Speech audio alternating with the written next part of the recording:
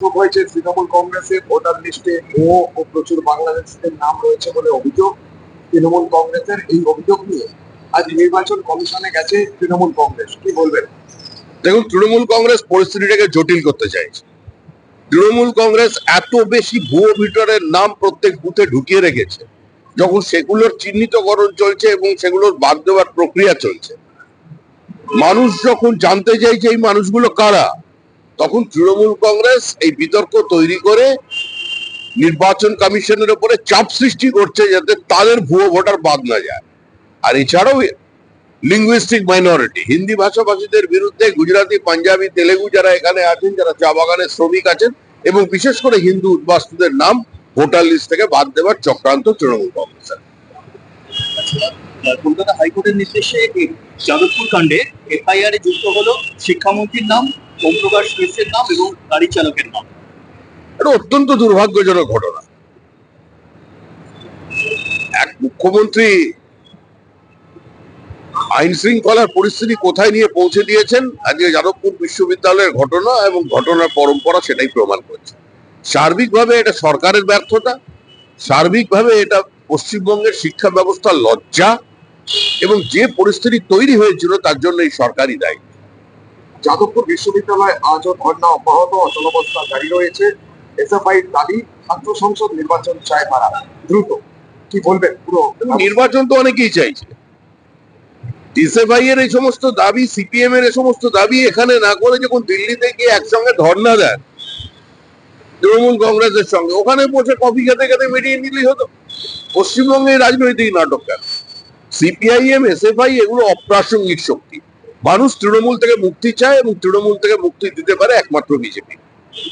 আচ্ছা, core committee, তৃণমূলের core committee বৈঠকে অনুপস্থিত অভিষেক বন্দ্যোপাধ্যায় এবং তিনি ভিডিও কনফারেন্সে আলাদা বৈঠক করবেন। যাদের কার কি এসে গেল? অভিষেক বন্দ্যোপাধ্যায় আকাশ থেকে করবেন কি পাতাল থেকে মিটিং করবেন, ভিসিতে করবেন না সশরীরে উপস্থিত হবেন, তাহলে পশ্চিমবঙ্গের মানুষের কি এসে যায়? এটা তাদের দলের ব্যাপার।